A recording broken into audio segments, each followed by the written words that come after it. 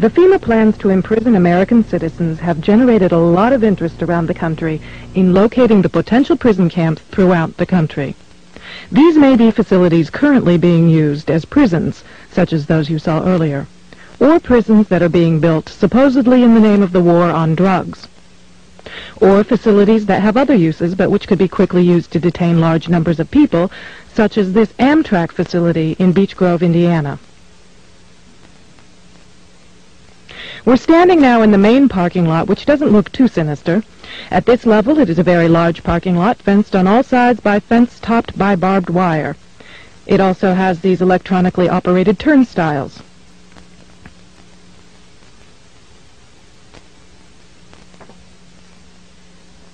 There is also a surveillance camera, just like we saw at the FEMA facility, pointing out to the parking lot, and a helicopter windsock.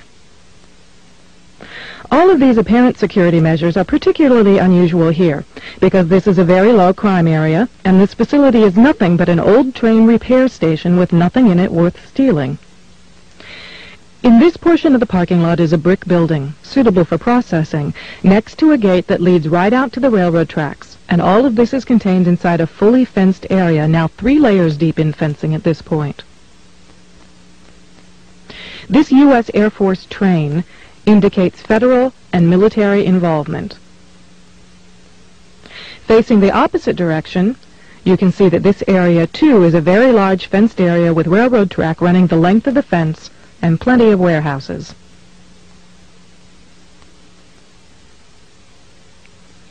This facility was supposed to have closed in June of 1993, yet instead several $1 million in federal funds have been spent on supposed renovations over the past 2 years. Helicopter windsocks and markers are evident throughout the property. This small building is the only way into a particular fenced area. Inside this building we see more of the motion-activated detectors, electronic turnstiles, and prison bars.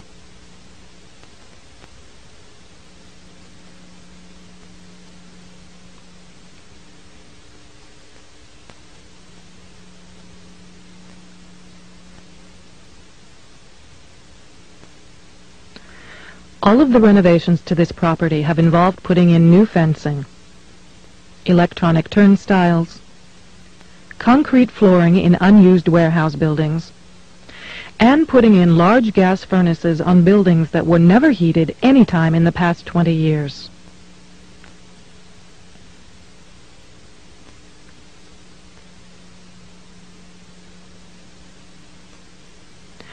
Outside this building is fencing and a cattle run section of fence, all topped by barbed wire, pointing inward, not to keep people out, but to keep people in. This was common throughout the facility, particularly the new fencing that had been erected.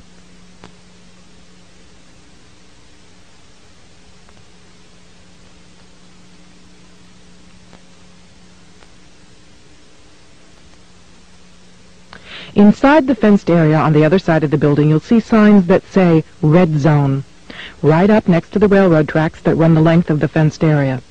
Next to the Red Zone sign, you can see closely numbered markers on the fences that are too closely spaced to be parking markers, just as if they plan to have people line up to board the trains.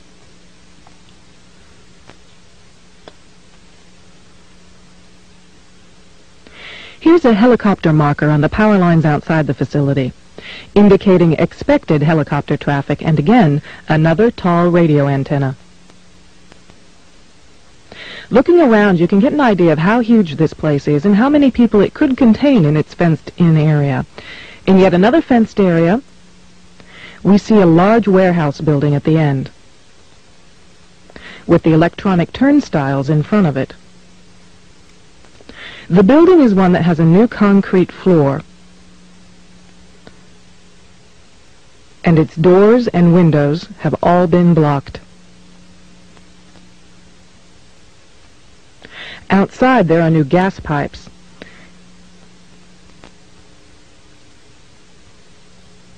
Even as we were filming, a black helicopter flew over us, observing what we were doing, which has happened many times when we have been at the facility.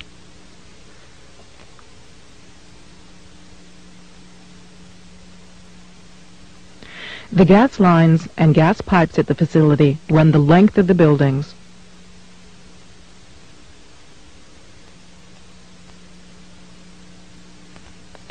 And come out at some very, very large, brand new furnaces that have been installed at the buildings throughout the facility.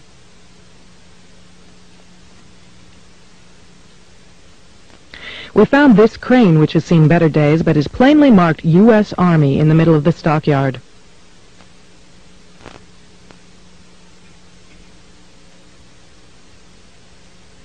We found other fully working military trucks and equipment here at other times.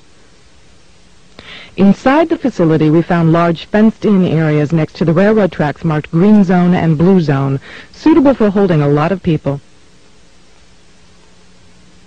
Many of the old warehouse buildings have had new concrete floors put into them.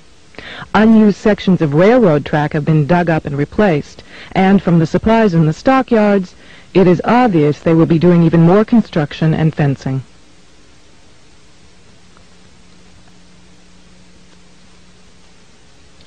Senator Lugar of Indiana recently obtained more federal funding to renovate this facility, which is supposedly only for the repair of broken trains and where most of the buildings on the property haven't been used for years. It certainly appears they are expecting more than just broken trains. This tower, overlooking the entire facility at one end of the facility along the railroad tracks, also has a radio antenna on it with a ladder up inside of it. It would make an excellent watchtower.